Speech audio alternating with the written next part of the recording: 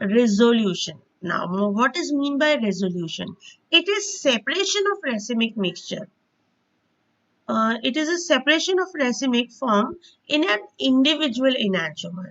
जब हमारे पास एक मिक्सचर है, that means this mixture contains all the type of isomers, ठीक है, enantiomers भी है उसमें. अगर हमको उसको separate out करना है, we want specifically only one isomer and we don't want another isomer, ठीक है. उस केस में हम क्या करते हैं, हम सेपरेशन करते हैं. अब सेपरेशन कैसे करते हैं? There are 4 techniques which we can use for the separation. First is a mechanical method, which is a very simple method but not practically used. It cannot be usually practically used because mechanical separation में क्या करते हैं, crystals जो होते हैं, crystals का shape अलग अलग होता है. जब हम enantiomers, जो mixture of enantiomers है, जब हम उसको crystallize करते हैं, क्रिस्टलाइज करते हैं at a certain temperature, at a certain solvent के साथ जब हम उसको क्रिस्टलाइज करते हैं, तो ये जो मिक्सचर होता है, अलग अलग आइसोमर्स डिफरेंट शेप्स में होते हैं. तो according to its different shape we can separate it out by lens और फोर्सेप लेके. हम उसको बारीकी से लेंस लेके देखते हैं और फोर्सेप लेके हम धीरे धीरे उसको हाथ से सेपरेट आउट करते हैं. So this is the method first used by Poscher for the resolution of sodium ammonium tartrate which crystallize out. वो crystallize out हो जाता है at 27 degree Celsius. तो sodium tartrate जो होता है, they are different shape molecule. Both the isomers are of different shape crystals. तो shape के हिसाब से हम उसको isolate करते हैं, separate out करते हैं. But obviously this method is not practical. It's very time consuming. और सारे जो कंपाउंड होते हैं ये वो इतने इजीली क्रिस्टलाइज नहीं होते हैं, बिग क्रिस्टल्स फॉर्म नहीं करते हैं. तो obviously this is not very practical method. Now the best method which we can use for the separation of isomer is chemical separation. Now what we do in a chemical separation, chemical separation में क्या करते हैं, suppose we have enantiomer, mixture of enantiomer. Suppose हमारे पास एक enantiomer है, suppose हमारा जो कंपाउंड है we name it as A, ठीक है.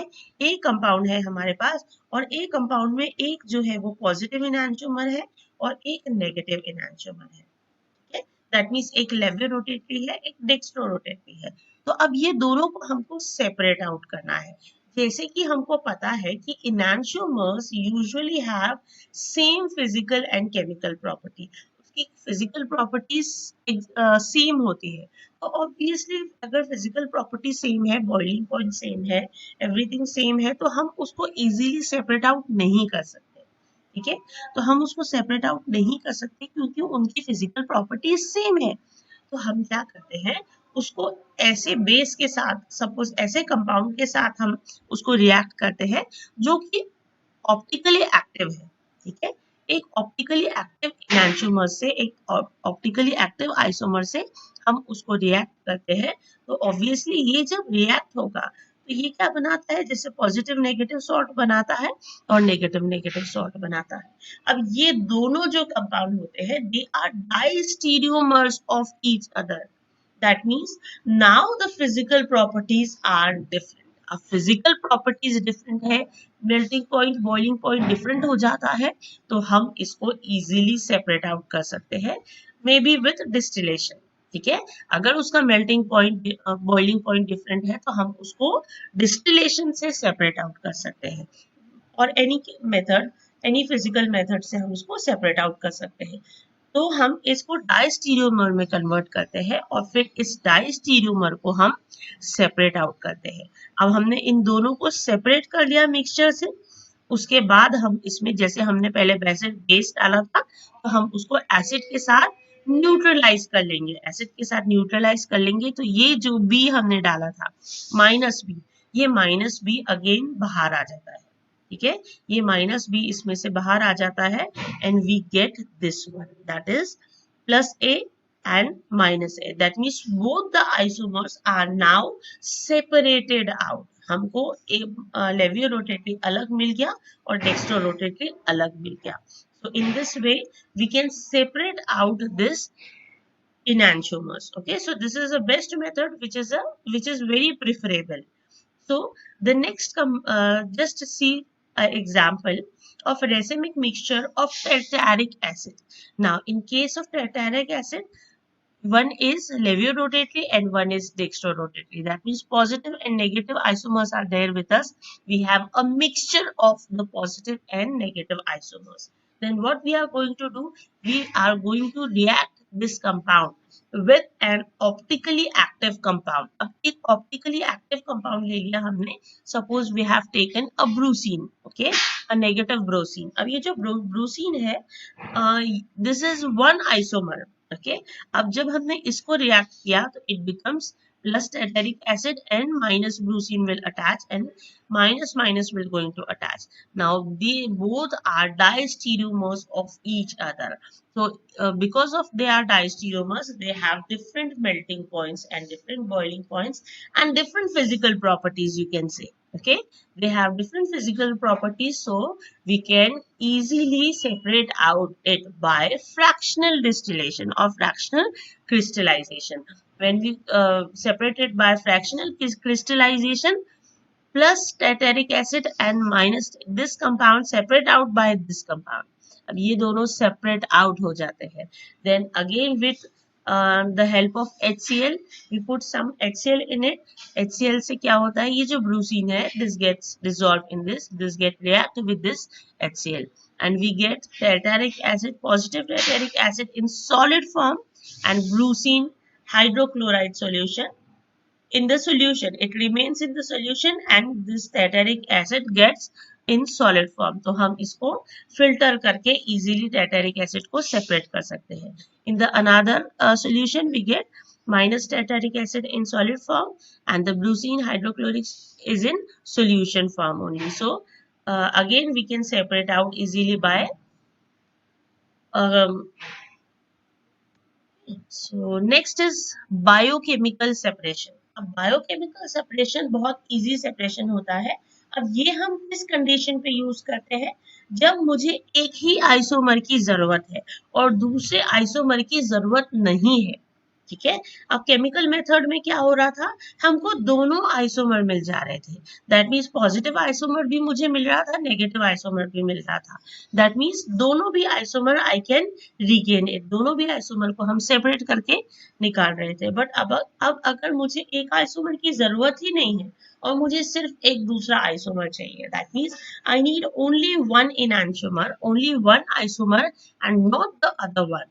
Then what I will going to do, I will use a biochemical separation. It was introduced by Pasteur in 1858. What it does, हम एक सिंपली इसमें कोई माइक्रो ऑर्गेनिज्म, एक specific microorganism, for example it could be a bacteria, fungi, yeast, mould, anything. Okay, according to what we are using in the solution, क्या separate out करना है हमको, उसके अकॉर्डिंग हम उसमें एक माइक्रो ऑर्गेनिज्म डालते हैं. ऐसा माइक्रो ऑर्गेनिज्म डालते हैं जो कि एक enantiomer को खा लेता है. ठीक है, एक enantiomer को पूरा कंप्लीटली खा लेता है और दूसरे को वैसे ही छोड़ देता है. तो ऐसा हमको ये डालना है माइक्रो ऑर्गेनिज्म जो ऐसे आइसोमर को खाए जो हमको नहीं चाहिए.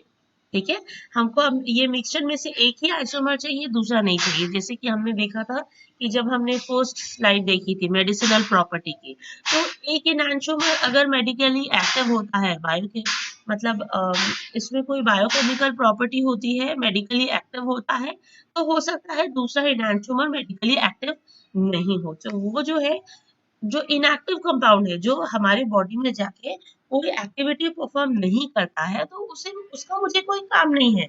If I am dealing with specific drug, मुझे कोई ड्रग के साथ डील करना है, मुझे कोई स्पेसिफिक मेडिसिन बनाना है जिसमें मुझे एक ही आइसोमर चाहिए, दूसरा आइसोमर वहां जाके काम नहीं करता, क्योंकि ऑब्वियसली हमने स्टार्टिंग में देखा था कि वो एंजाइम पे फिट नहीं हो सकता, क्योंकि उसका डायमेंशन जो है वो अलग है.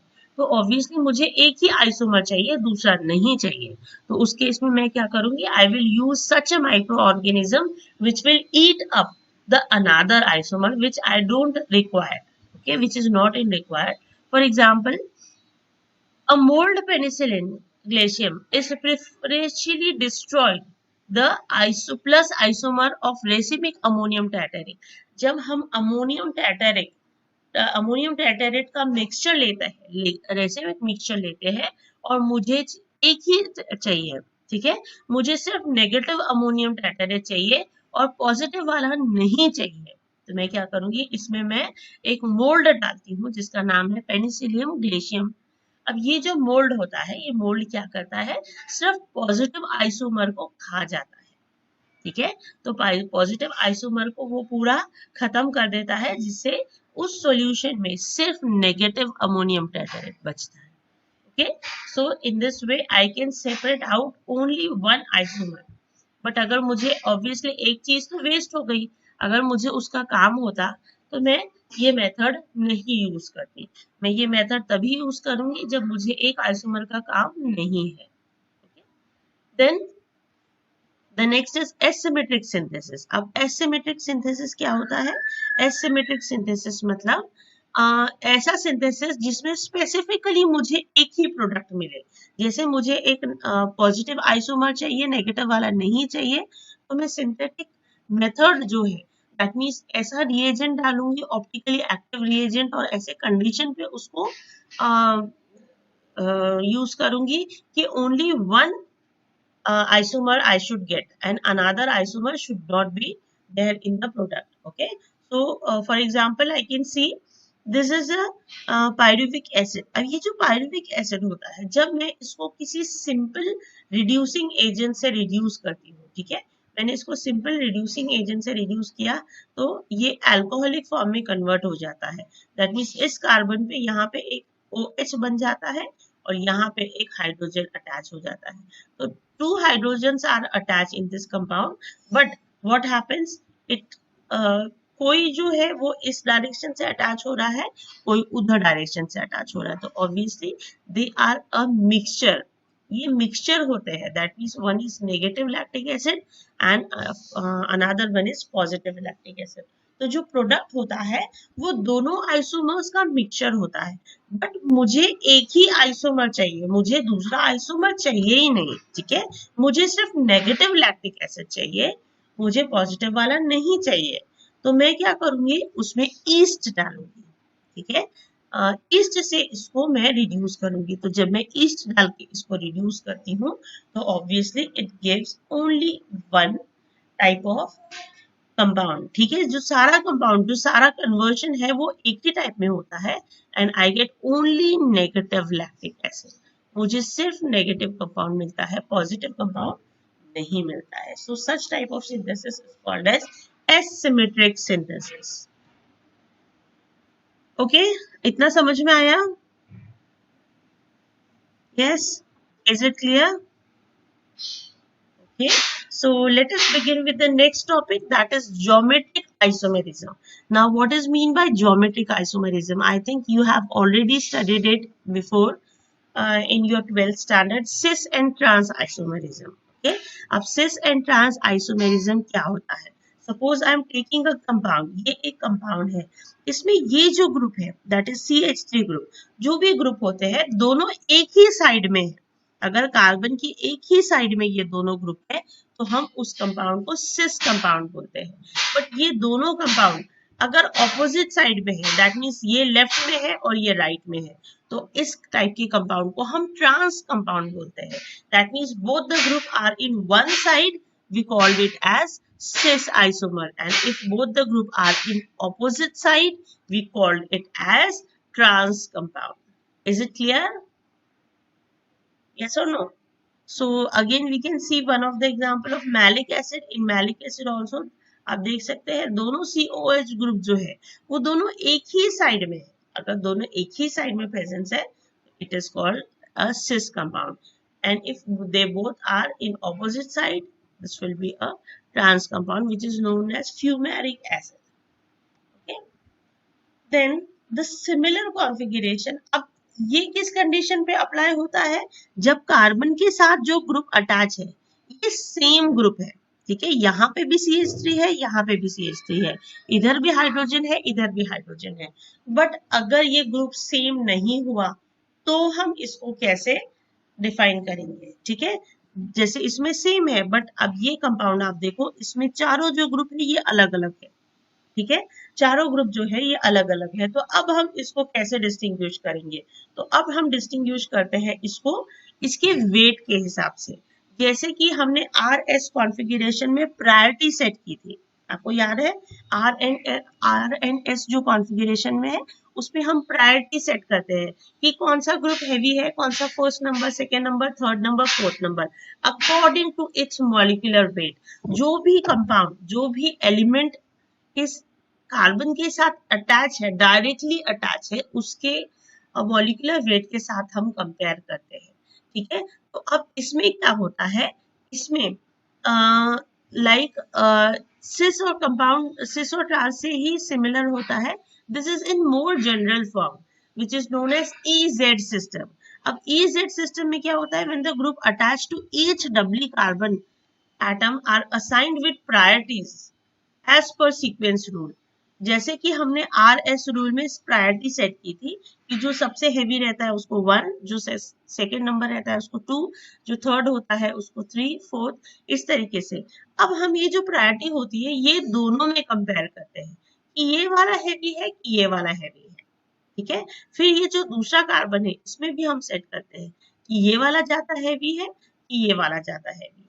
So in the atoms and groups of higher priority are each on each carbon are on same side। जब ये सेम साइड में है तो हम इसको Z बोलते हैं, और अगर ये ऑपोजिट साइड में है तो हम इसको कैपिटल E से डिनोट करते हैं, ठीक है। तो अब देखो, ब्रोमीन, क्लोरीन, आयोडीन, हाइड्रोजन, है ना। अब फ्लोरीन, क्लोरीन, ब्रोमीन, आयोडीन हम बोलते हैं ना। तो फ्लोरीन, क्लोरीन, ब्रोमीन, आयोडीन। अब ब्रोमीन और क्लोरीन में से क्या भारी है, क्लोरीन ज्यादा भारी है, ठीक है। Chlorine is the heaviest, heavy one. Chlorine, नहीं सॉरी, ब्रोमीन ज्यादा हैवी है, ठीक है। तो ब्रोमीन जो है वो ज्यादा हैवी है, इसका मॉलिक्यूलर वेट ज्यादा है। और यहाँ पे आयोडीन का मॉलिक्यूलर वेट भी है, तो ऑब्वियसली ये तो हाइड्रोजन है छोटा सा, तो इसमें आयोडीन का मॉलिक्यूलर वेट ज्यादा है, इसमें ब्रोमीन का मॉलिक्यूलर वेट ज्यादा है। तो अब आप देखोगे कि जो दोनों हाईएस्ट प्रायोरिटी में से है, इसमें हाईएस्ट प्रायोरिटी कौन सा है, ऊपर वाले कार्बन में ये हाईएस्ट प्रायोरिटी है, और यहाँ पे हाईएस्ट प्रायोरिटी ये है। अब दोनों हाईएस्ट प्रायोरिटी वाले जो कंपाउंड है वो दोनों एक ही साइड में आ रहे हैं, कार्बन के एक ही साइड में आ रहे हैं, तो obviously we will call it as Z। हम इसको क्या बोलेंगे, Z बोलेंगे। अब यहाँ पे देखो, यहाँ पे ब्रोमीन हैवी है, यहाँ पे आयोडीन हैवी है, तो ऑब्वियसली ये दोनों ऑपोजिट साइड में जा रहे हैं।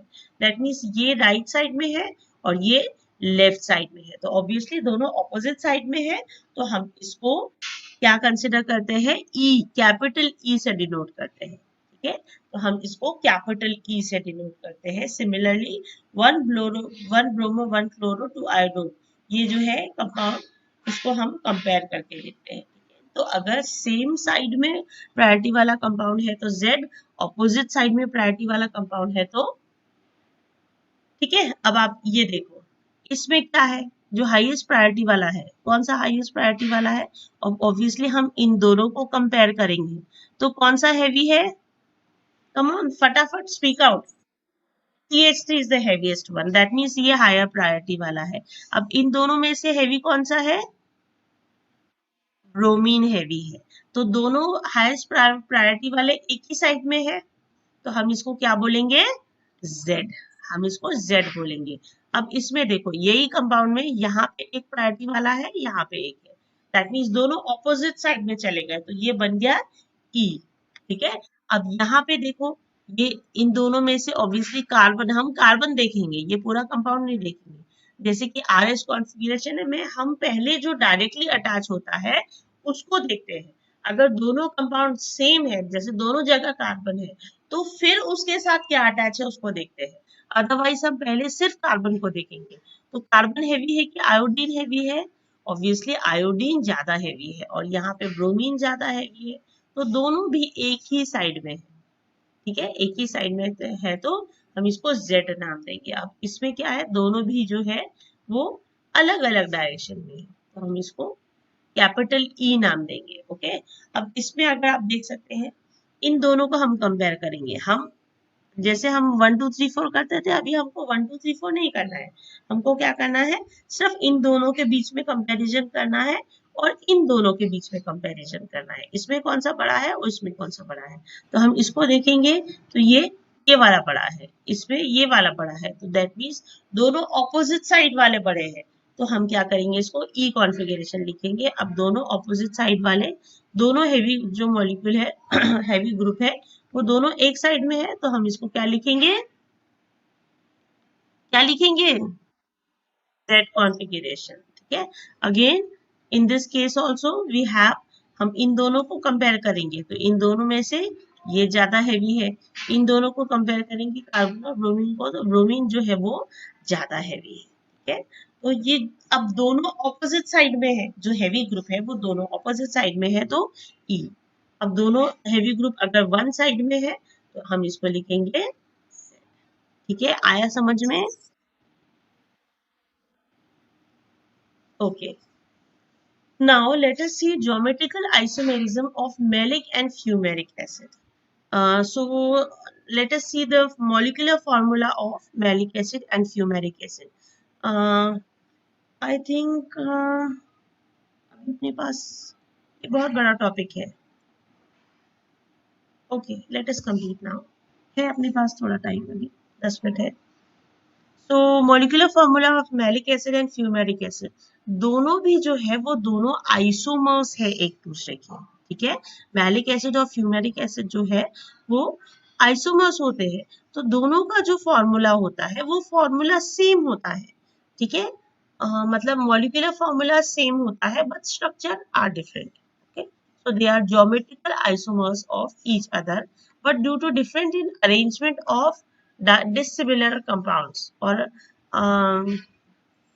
group attached to the two compound, they are joined by double bond, they form geometrical isomers। हमने देखा था geometrical isomers मतलब cis trans और ez जो देखा था, they are geometrical isomer। geometrical isomerism को हमने दो पार्ट में स्टडी किया था, एक होता है cis trans, जब दोनों ग्रुप अटैच जो है वो सेम है तो हम cis trans बोलते हैं, अगर सारे ग्रुप्स डिफरेंट है तो हम उसको EZ से क्लासिफाई करते हैं। ठीक है, नाउ लेट अस सी EZ कॉन्फ़िगरेशन। अगर हम देखते हैं तो इन दोनों का जो है कॉन्फ़िगरेशन ये अलग अलग है।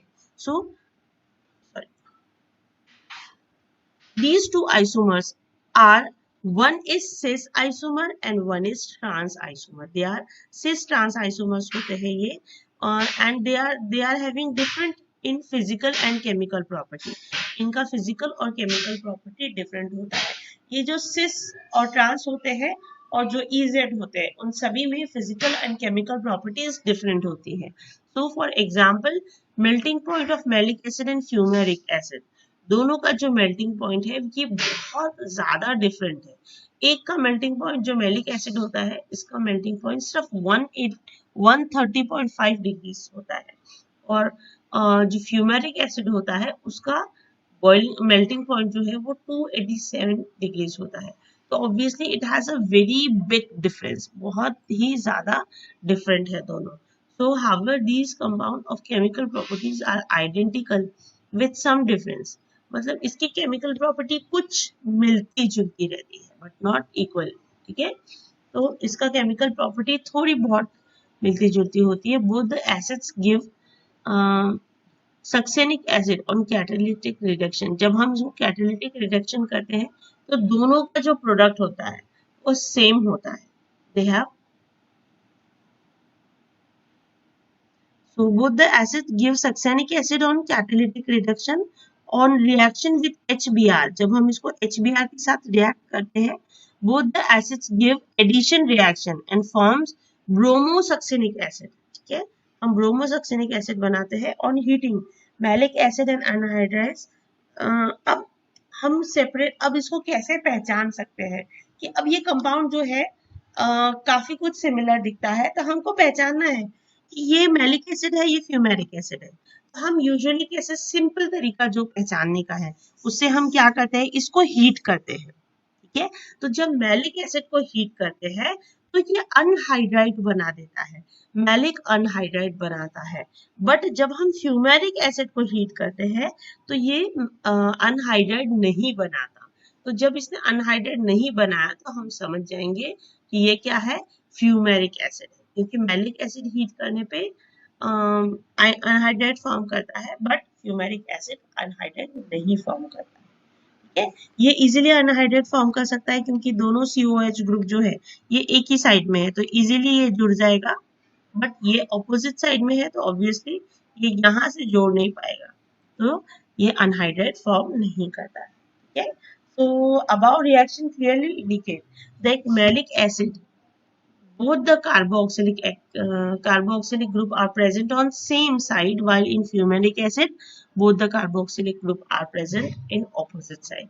क्योंकि वो अनहाइड्राइड नहीं बना रहा है तो हम इससे जस्टिफाई कर सकते हैं कि ये जो कंपाउंड है, जो मैलिक एसिड है, मैलिक एसिड का फॉर्मूला, जो दोनों ग्रुप है, दोनों ग्रुप एक ही साइड में, क्योंकि एक ही साइड में होंगे तभी वो एक दूसरे से इस तरीके से कंबाइन करेंगे। ठीक है, ये कार्बन इसके साथ जुड़ा रहता है, ये ऑक्सीजन इसके साथ जुड़ा रहता है, तो तभी हम इसको क्लियर कर सकते हैं कि ये सिस कंपाउंड है। और अगर ये हीट करने पे अनहाइड्राइड नहीं बनाता तो हम सोच सकते हैं कि ये ट्रांस कंपाउंड है, जिसमें दोनों भी जो ग्रुप है वो अलग अलग डायरेक्शन में जा रहा है। ठीक है, सो दिस इज अ